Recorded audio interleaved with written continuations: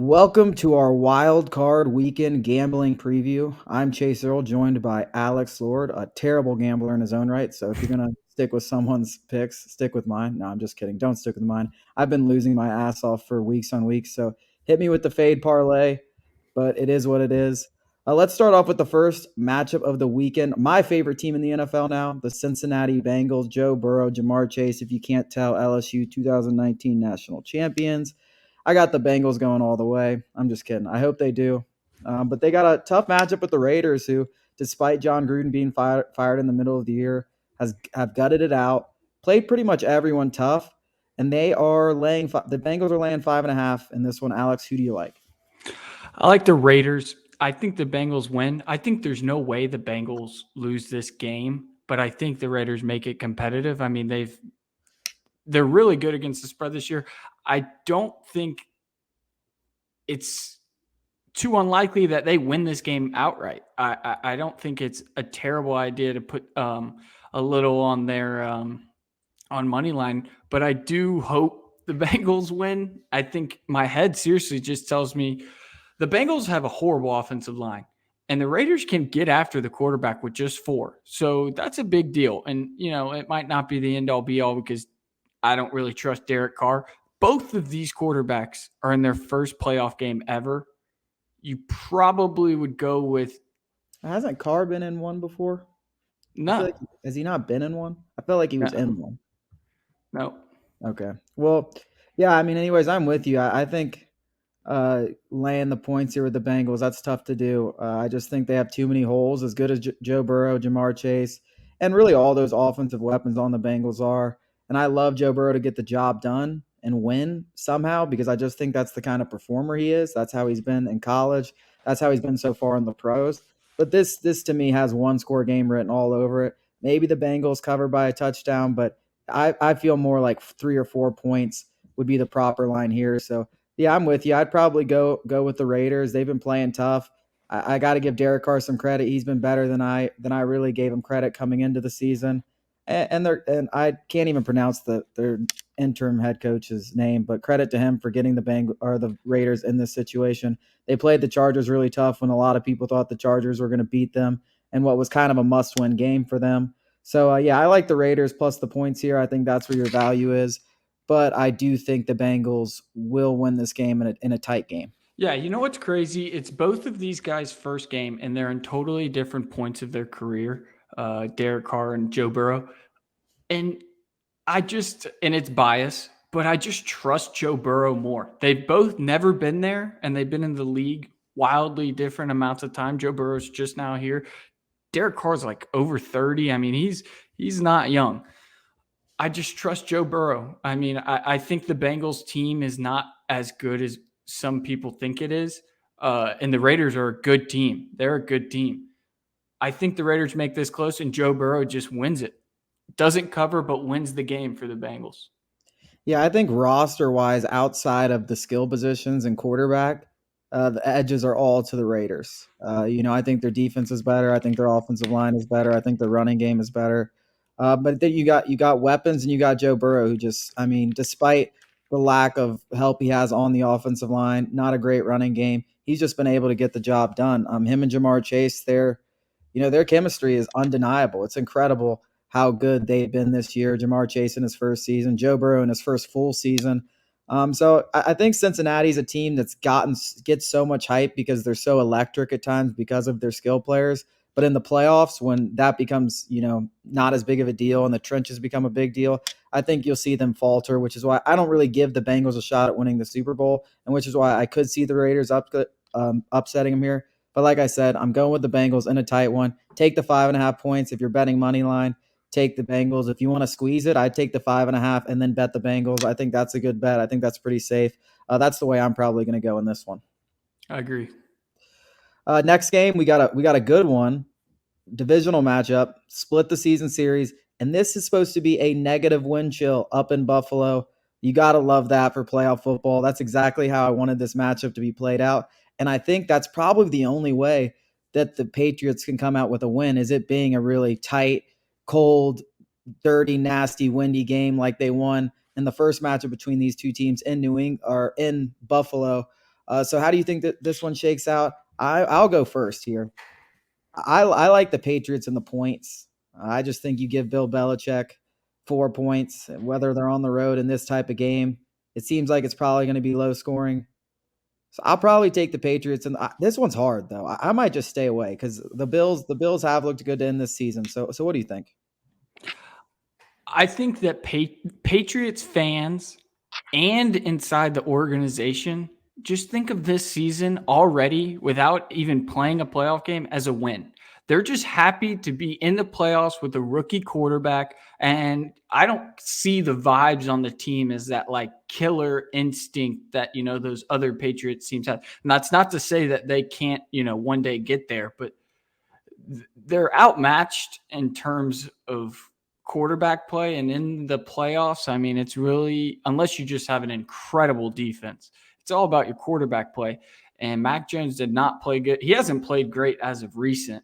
Um, I do think, eventually Mac Jones will own this division.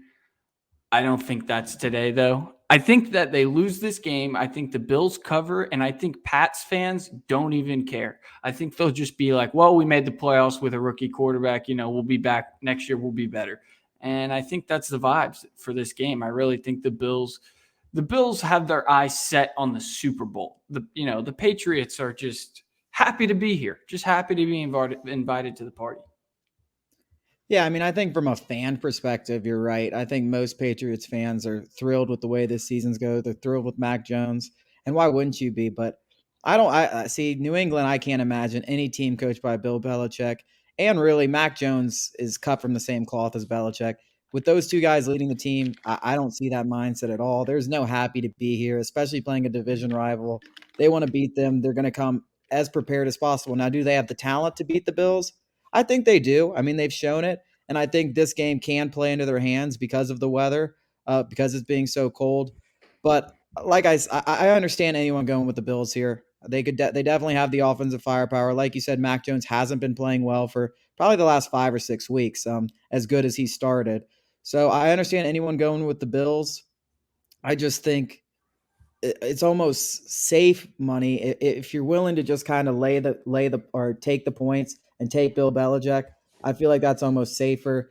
As good as the Bills ended the season, they definitely have had their taken their lumps. They've struggled. They struggled against the run several times. As good as their defense is, so I think taking the 4 points. I think I see this game in this kind of atmosphere potentially being a field goal game. That's kind of why I like the 4 points. But I'm not blaming anyone taking the Bills for sure. I'm not. Yeah, I was just going to say that the Bills are hot. I mean, they finished the season exactly how you want to finish the season heading into the playoffs. And it feels like a little bit that the Patriots may be limping into the playoffs. But moreover, it feels like the Bills could fail for 3 quarters, and then they could win it on Josh Allen's arm easily. The Patriots and Mac Jones are going to have to play a perfect game to beat the Bills. They're going to have everything go their way. Mac's not going to come out here and throw, 40 times for 3 touchdowns, to bring them back. That's just not their formula for success. And if the Bills get out to an early lead, I mean, this could be bad. It could be. I don't think. I think the Bills defense this time. I mean, the Bills defense in the first time they played him great. The Patriots defense just shut the Bills offense down, and I don't see them shutting this offense down twice. It's possible, but I don't see it. I like the only thing that scares me with Buffalo is everybody's on Buffalo, like 65%, 70% of the public. So that's Yeah, I not mean never good. that's probably the game I'm least confident in.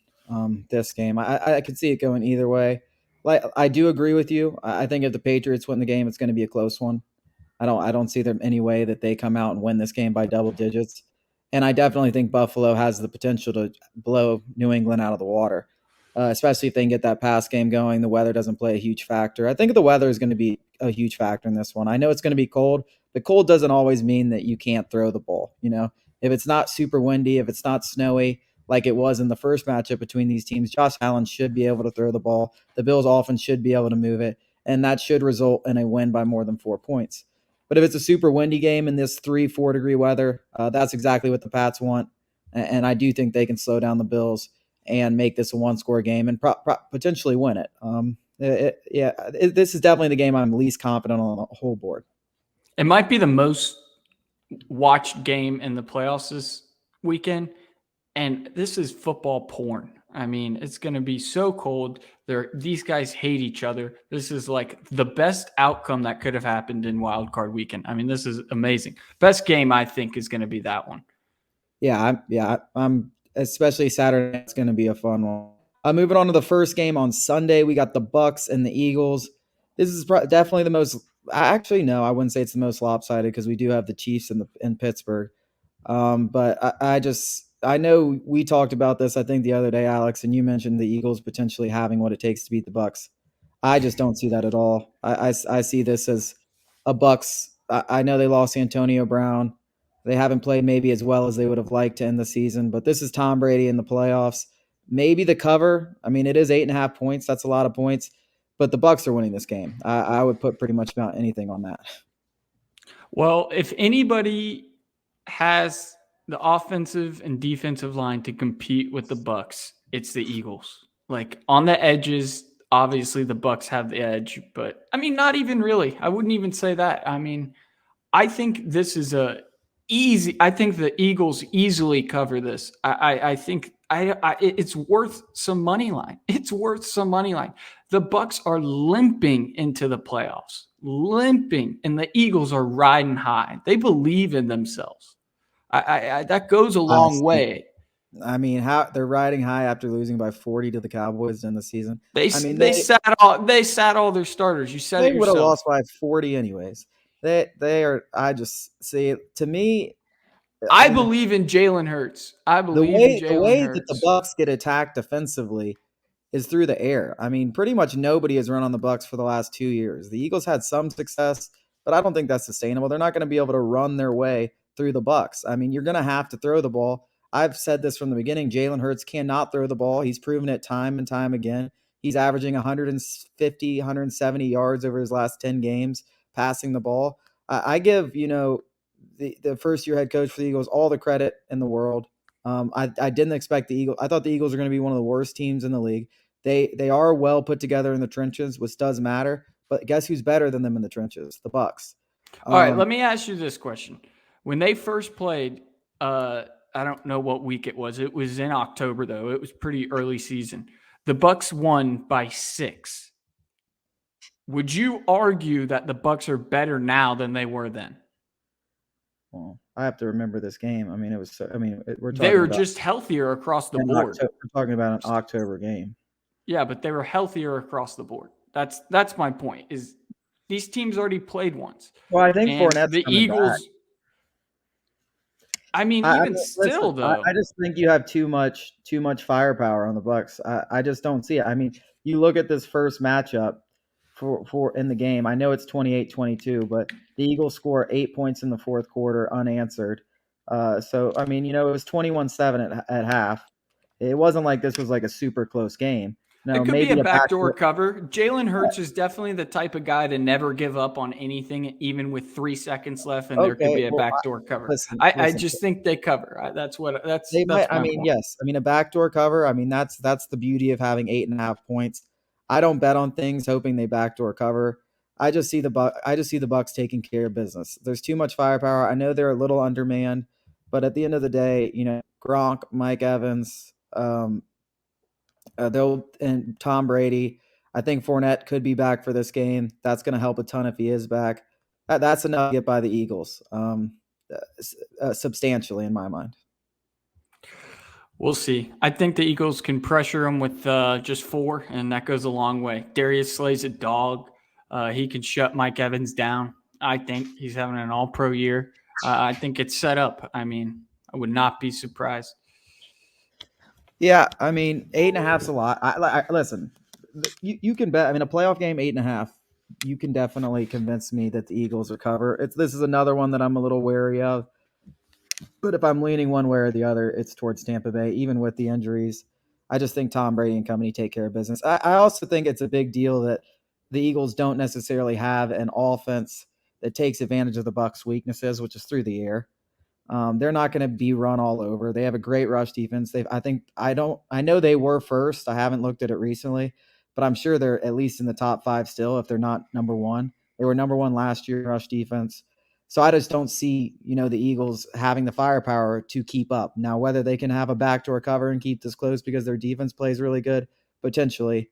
But you saw how Dak Prescott cooked them for 50 whatever points last week. I just have a hard time believing the Bucks don't win this game, and I have them covering too, I believe. I don't like it. All right, but the next game, this is a big game for me. I have a 49ers Super Bowl future that I put in like 6 or 7 weeks ago at 25-1. So I have the 49ers against Cowboys. I mean, I think the Cowboys, I know you said they're frauds. I mean, you watch them against Philadelphia, the team that you apparently love. I know they didn't have a bunch of starters playing, but still, they look damn good. You watch them against Washington a couple weeks ago; they looked damn good again. I think the 49ers have what it takes to win this game, but Dallas only getting 3 points, that is at home. You're basically telling me these two teams are even on a neutral field. So, who do you have in this one? Who do you have in yeah? I'm conflicted. So earlier in the week, I almost slapped 3 units on the 49ers money line. I was that confident. I think the 49ers are hot. I think that they can run the ball on Dallas. Dallas is best when they're ahead and they can pin their ears back and get after the passer. Shanahan's a genius of controlling the clock and controlling the flow of the game. But everybody is on the 49ers. Everybody. There's like, it's the most bet team this week. And I think it's like 80% of See, money. I'm looking at it 50-50 right here. I saw it somewhere on an earlier site. Percentage of money or percentage of bets? Percentage of bets.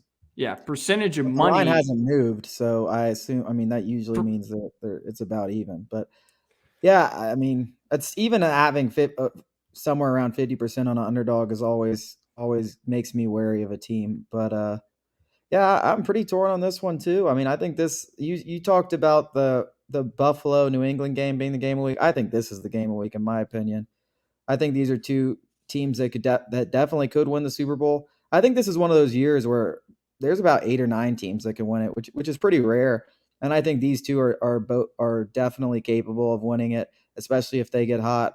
Dak Prescott is a guy that over the years has really impressed me. I mean, first couple years in the league, I was like, no way, this guy wins a Super Bowl. I think he's totally capable now. They have all those weapons in Dallas. The defense with Dan Quinn, and looks revitalized. Trayvon Diggs, as much as he gives up a lot of yards, he's definitely a game changer as far as interceptions go. And Micah Parsons might be the best defensive player in the league outside of maybe T.J. Watt already as a rookie. So, they've definitely got improved a lot. But then again, you think about the pressure that's on that team. I mean, there's so much pressure on Dallas to win that game. If they go 1-out, I mean, the whole world comes burning down on them. And they're a team with not a lot of playoff experience. So having that much pressure and that little experience, that's definitely an issue. You look at the 49ers, much more experienced team. But I think that really comes down to how Jimmy G plays. If Jimmy G can get his head out of his ass and avoid creating, you know, turnovers or giving the ball up to Dallas, San Francisco can win that game. I mean, Kyle Shanahan's going to have a great game plan. I wouldn't be surprised if they got the ball first and ran right down Dallas's throat, and scored a touchdown and really put the pressure on them. But Like an 8-minute drive to start the game. yeah, I mean that's just what they do. Shanahan's going to have a great game plan, and he doesn't usually blow it until the Super Bowl, so he'll probably hang on if he can get a lead. So this to me is the game of the week. I probably just lay off because I already have a Super Bowl future on the 49ers, so there's not really any point in me, betting this game. But I think I see it going either way. Yeah, I'm staying away.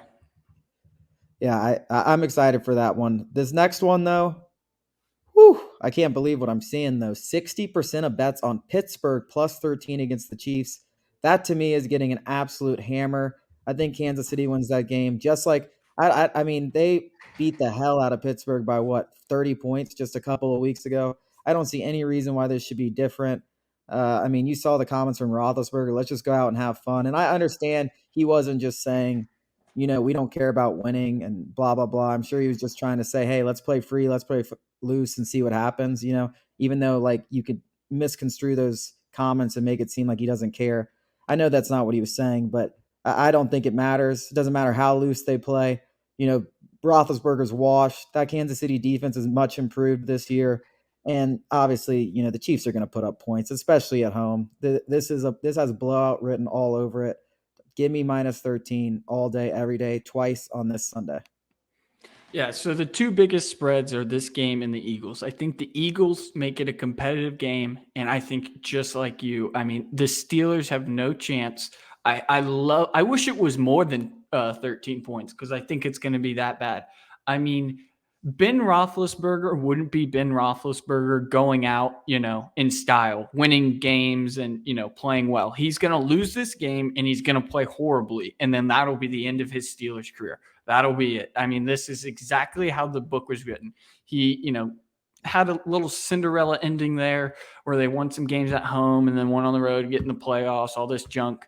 But it ends now. I mean, he is bad, and the Steelers aren't that good. And the Chiefs look like they have something to prove. Like nobody's taking them seriously. They look like they have something to prove.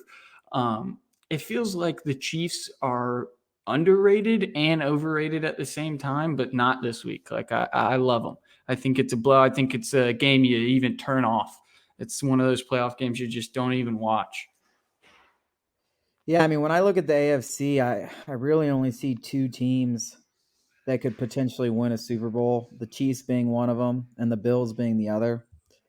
And I don't see Pitts. I see Pittsburgh and Philadelphia are the worst teams in the playoffs to me by a good margin. Those are the two teams, maybe the Patriots that I just view, and the Raiders that just have no chance of winning a Super Bowl. They're just happy to be here, and I think they get absolutely the wood laid to them on Kansas City. I mean, unless Kansas City really goes into this game overlooking an opponent, which I just can't see from Andy Reid, they are going to get absolutely smacked around in this one. I'm taking the Chiefs. I'm not second guessing it. I don't think it's a trap line. I don't know how 60% of the people are on Pittsburgh in this one, but good luck to them. I'll be on the Chiefs. Agreed. And the last game, we get a Monday Night Football, that's kind of interesting for the wild card weekend. But hey, man, more days the better for me, especially when you wind down the year. College football is over, so I'm excited for this, and it's a good matchup. Rams and Cardinals. I actually think both of these teams are fraudulent. I don't think either is going to win the Super Bowl, and I don't really think either has a chance to win a Super Bowl. But in a battle of frauds, in my mind, I like the Rams because I think Arizona is just not a very good football team. I think they start off 9-1. Something like that, yeah. They're now 11-6. I mean, they are limping into the playoffs. They don't have DeAndre Hopkins. I don't give them much of a chance in this one. The Rams beat them last time in Arizona by a touchdown. Now they're playing in a must-win game, obviously, which I think always favors the better team. So I'm definitely taking the Rams -4 in this one. I kind of am split on this one, but I do like the over. I think it's a shootout. And even if it's, a 1-score, 2-score game, all game, I think it'll be a back and forth affair.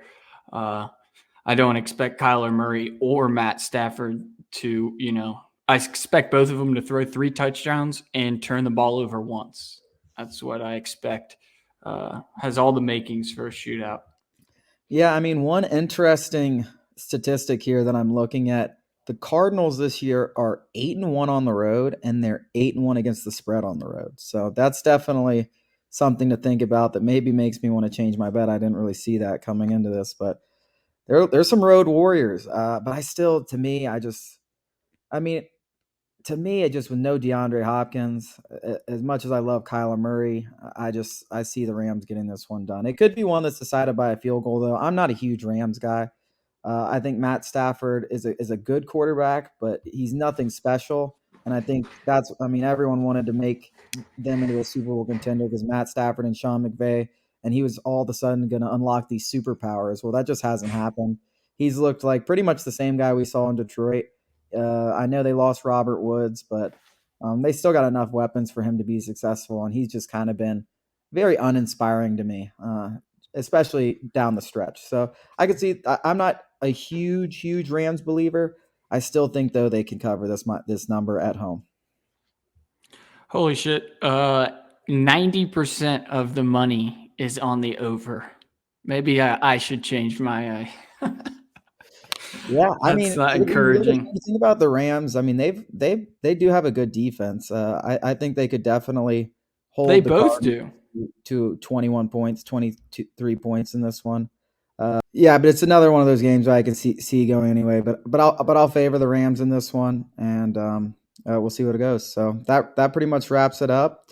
For those of you betting this weekend, bet responsibly. Just kidding. Bet your rip money and make yourself feel uncomfortable all weekend. That's the only way to bet. It's the best way to bet. I want you to really feel like you could lose something substantial. That's the way to bet, baby. But no, I'm just playing around. Good luck. Bet responsibly. And let's get some winners and get back here next week and have an even bigger week.